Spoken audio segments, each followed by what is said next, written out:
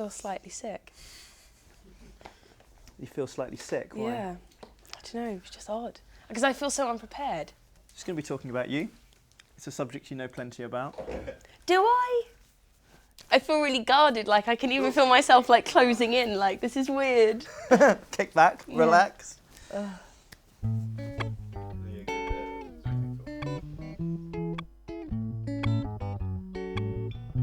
Why did you want to do this interview? Because it was your idea, right? It was my idea, yeah. I don't like the divide anymore, or I mean, the divide has kind of become a new thing between fans, like viewers, people who watch YouTube videos and the people who make the YouTube videos, and it just makes me feel uncomfortable. I started off watching YouTube videos. I was someone who just, was a fan of like Charlie McDonnell and, Jack and Dean. I was just a fan, and then just decided to make YouTube videos, and it went well. Like even at gatherings and stuff, people are queuing like 2 hours to meet me. Yeah. And it just makes me feel weird. It makes me feel kind of uncomfortable because I don't think I've done anything that's warranted that at all. It was weird. At the playlist, they had like barriers up, and it was kind of the most stark that it had been for me. That divide between the fans behind the barriers screaming at you and camping outside your hotel, and like the rest of us. It was very, very. It felt sort of very us and them, and it made me feel slightly uncomfortable. Well, it's become a literal divide now because they actually put barriers up and they actually say you need to stand this side and you guys need to stand this side. We don't help by encouraging it, I guess, because we decide we're going to stand that side of the barrier, and we kind of don't say you don't have to react like this, guys, because it's human nature just to kind of go, oh, this is nice, I'm enjoying this. It just makes me feel really weird. Whenever I speak out about it, I get lots of people going, oh, well, we've put you where you are. You shouldn't be complaining about it. Do you think they have a point? In a sense, they are right because, it's an equal thing. We make the stuff and they buy the stuff, or we, create the stuff and they watch the stuff. And they kind of, they say that they look up to us and they're kind of like, oh, you're these perfect people who, that we idolise. But then as soon as you question it or do something that maybe they disagree with, they then say, well, we put you where you are, that, we have the power because we're watching your stuff, and suddenly, nobody kind of knows where the power lies anymore because it's just this ever going thing. It's odd, it's weird, and it all makes me feel a little bit uncomfortable. Most YouTubers will have gotten the criticism that they are only where they're at if they have achieved any success on the platform because of other YouTubers that they've collabed with. Yeah. Or in your case, having a brother who's in McFly, people will say, well, that's why she's got as big a subscriber base as she has. Yeah. Is there any truth in that, do you think? I mean, people find out about other YouTubers or just other people through certain ways, and people found out about me because I was in a video with Dan and a video with Phil and a video with Alex and a video with my brother, and but I don't think people are stupid enough to stay subscribed just because someone said you should subscribe to them. Me and Dan, for instance, we don't see each other that often, but we're friends, and any chance that I'll get to help him out with something and share something that he's passionate about, then I will. And it's the same with him. I didn't like hold him at gunpoint and say, make a video with me and get 20,000 people to subscribe to me. It was just, yeah, well, no, of course, that's your method. But when I started YouTubing, just to make this about me for a minute. Go for it. It'll be you by the end of this question, I promise. When I started YouTubing, and I had the benefit of like, before I uploaded my first YouTube video, first ever becoming YouTube, which you're in, I made a very conscious decision from the off that my on-screen persona would be a bit different to who I am in real life. Yeah. Whereas it doesn't seem that way with you. Like you in your videos, I mean, you edit out the bits, I suppose, where you make mistakes. Yeah. But apart from that, you're very similar on camera as to off. Yeah, Did you sort of wish you'd maybe put on a bit of a People think character? I do. People think I do. It's really hard. That's partly why I'm doing this. I mean, I know this is just another YouTube video that's going to go on my channel, but I'm unprepared. It's not just another YouTube video. It's not just another, no. I know I'm unprepared and I'm unscripted, which is kind of the point because I wanted it to be more I wanted it to be more natural. Yeah. Edit out those mistakes, by the way. No, they're staying in. Yeah, that's what you don't see. yeah, I wanted it to be more natural and me unprepared. But yeah, people think that I'm this very different person off screen, and that I mean, I was talking to Emma Blackery recently, and we were saying how I try and be as Gryffindor as I can on camera because I want to be positive and I want to, fight for the right and, being good and, all that, human kindness, that kind of thing. Because I try and be as Slytherin as possible. Yeah, that's what she said. That's Yeah. what Emma said as well. Part of me does wish that I was something else in my videos, just so it made it easier to justify when I don't share something with my audience. That's the hardest thing I found, kind of. Like, you can be 100% honest in your videos, but your audience still will only know the tip of the iceberg. They'll only know kind of what you want to tell them, even if everything you tell them is completely true. And so when you kind of hint at something or you kind of give part of a story and then don't elaborate and don't say the rest of it, they feel like you owe them the rest of that story because, well, you've shared everything else. Yes. So it just becomes kind of frustrating, especially when you are very much yourself in front of the camera. Because then you kind of start to question, well, do I owe them something? Like, do I have to share everything? And you suddenly start questioning who you are as a person. It's really horrible. You suddenly kind of get yourself, I don't know if that's just me, that could just be entirely me. I think it's most YouTubers. I think most of us sort of, we'll share so much, and also we'll share things on our terms. Yeah. We'll think, well, today I feel like talking about this aspect of my private life, and on another day we might not. And I suppose once you've kind of opened that particular box, it's very hard to shut it again. Well, it's just the nature of the internet that once you've tweeted something, that tweet then gets screen capped and shared and retweeted, and even if you delete it, it's still there. Yeah. People are still going to see that, and it's just the horrible thing with the internet that it's very hard to take something back once you've said it, which is hard when you're human. Yeah. It's hard when you say something like in a video that maybe was unscripted and you didn't quite think through, as I found out very recently, and you can't. It's so hard to take it back, and it's so hard to kind of be like, well, I didn't mean it. I didn't mean it that way, and I'm really sorry that I said it. And people are like, well, you've said it now, and that's it.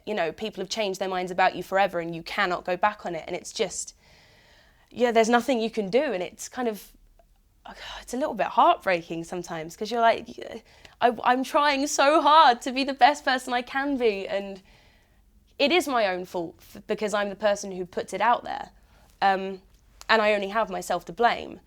But it's just so hard when you're really trying hard to be the best version of yourself you can be, and then when you kind of slip up, there's no forgiveness. Do you worry that, because people think that you're happy all the time, which I suppose, to be fair, is partly your own fault. It is. For making videos totally my own fault. In which, it's build high for happiness always. Yeah, it is my own fault for being really happy in my videos.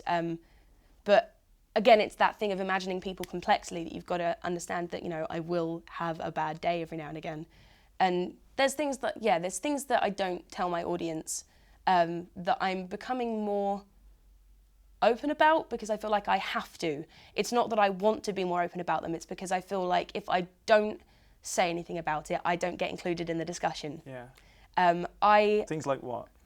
Things like I am having doctor's appointments at the moment because I'm pretty sure I'm bipolar. And that's stuff that I've mentioned once and got slated for by a few people on Twitter. Why? Because it's undiagnosed at the moment and people just thought I was seeking attention. Right. So I shut up about that again. Which, is difficult when it's something you're actually concerned about and you're actually seeing people about. Your brother has bipolar, right? My brother has bipolar. My so family it's not beyond has the realms that you're sure. Yeah, my family has a line of depression that you can follow through the women in my family specifically. Which, is why I want to be so positive in my videos. That's one of the massive reasons that I want to be so happy, because I want to be happy myself, and so, I want to show myself to be happy so that when I watch those videos back, it actually makes me happy. And it's like smiling in photographs, isn't it? Yeah. It's like, that's what we do. Yeah, and it's also scientifically proven that if you smile, it actually makes you happy because you relate smiling with being happy. It's like the trigger thing. I don't know whether I like that. It is true. scientifically I'm still not proven. sure I like it.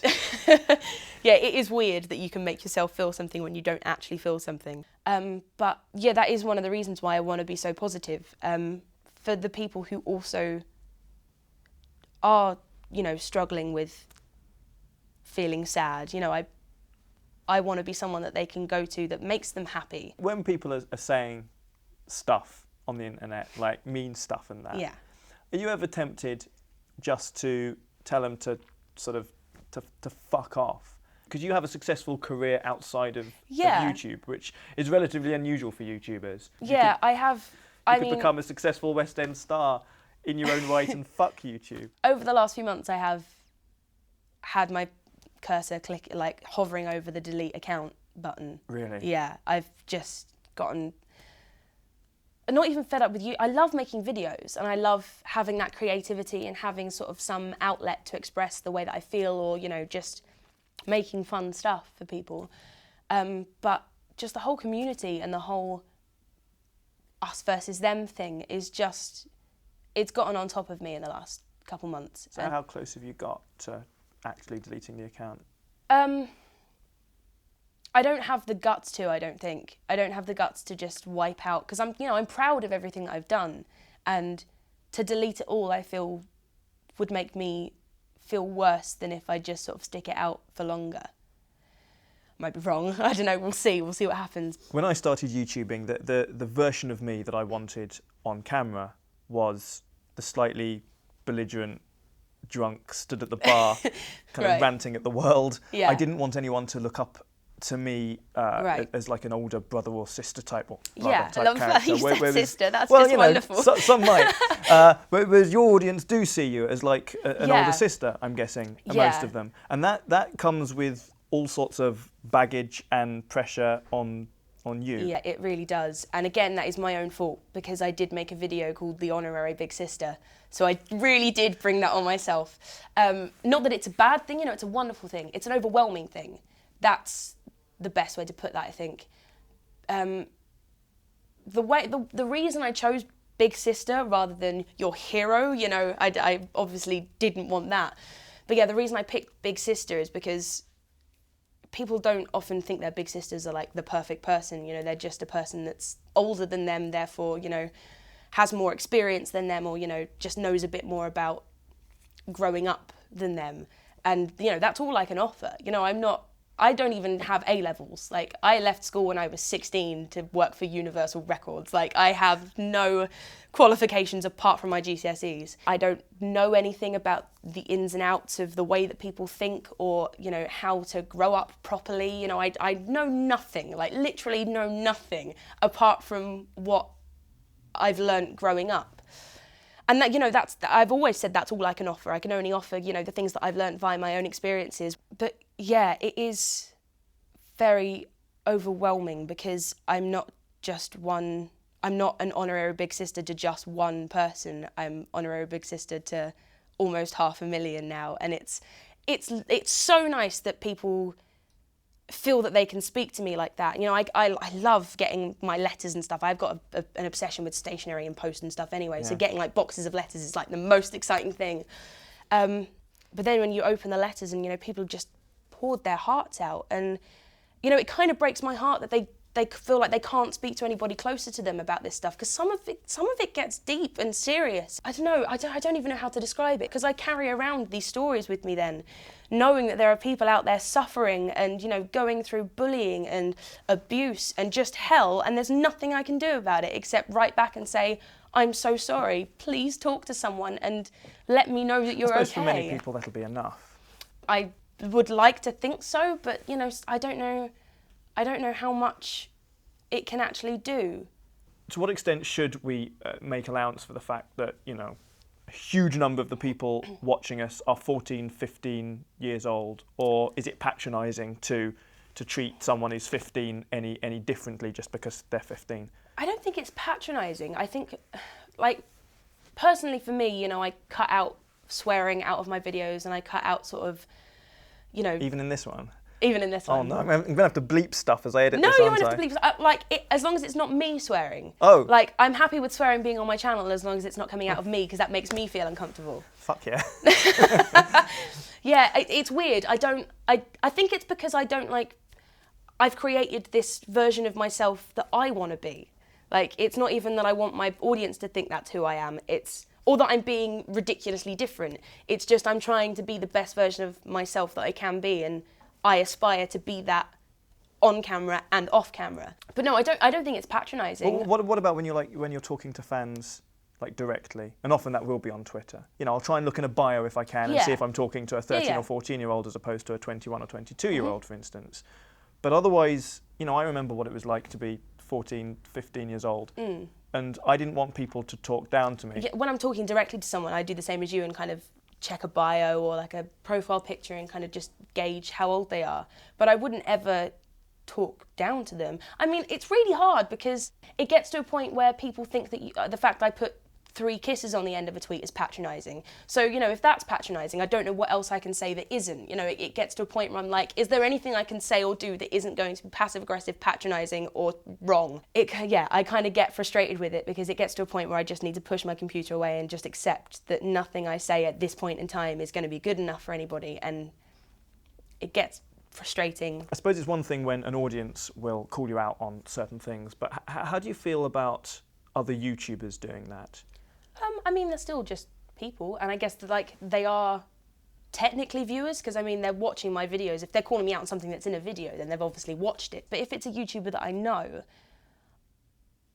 I'd rather them not be calling me out as viewer versus YouTuber, because if they have my number, then I'd rather they just used it. Yes. And kind of, you know, as a friend spoke to me and said, I didn't quite agree with what you said there. Because I was quite surprised by the reaction to the 401 show, isn't it?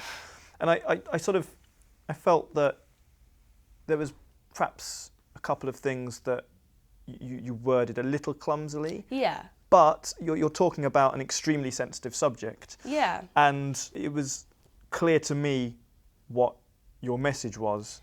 I hope so. And the very fact it was being talked about at all is hugely important. I mean, the video was about healthy relationships and what to do when you're, like, first approaching your, like, the beginnings of a sexual encounter that, you know, you've never had experienced before. It wasn't about abuse or abusive relationships. But of course, you know, with the place that we're in right now in the YouTube community, people related it to everything that's gone on. I can completely understand why. But I've just been receiving streams and streams of abuse and people telling me what an awful person I am. My worry is that it doesn't necessarily allow for a sort of healthy environment to have a frank and open discussion. Personally, I'm really scared to talk about it. When I got that email through to say, come on the 401 show and talk about relationships, I was like, well, there's my chance. You know, I want to be involved in this discussion because I feel like I've got experience and things to say. And there are some experiences that I won't talk about because they're personal to me. But then that makes people assume that, you know, I've never been in an unhealthy relationship, or I've never been, I don't want to use the word victim because I don't feel like I have been a victim, but that I've been in an unfortunate situation, I guess. But just because that's something I don't want to talk about doesn't mean that it's not there. And I feel it's unfair for people to assume that of me, because when it comes to it, people don't, you know, people who watch my videos don't actually know me.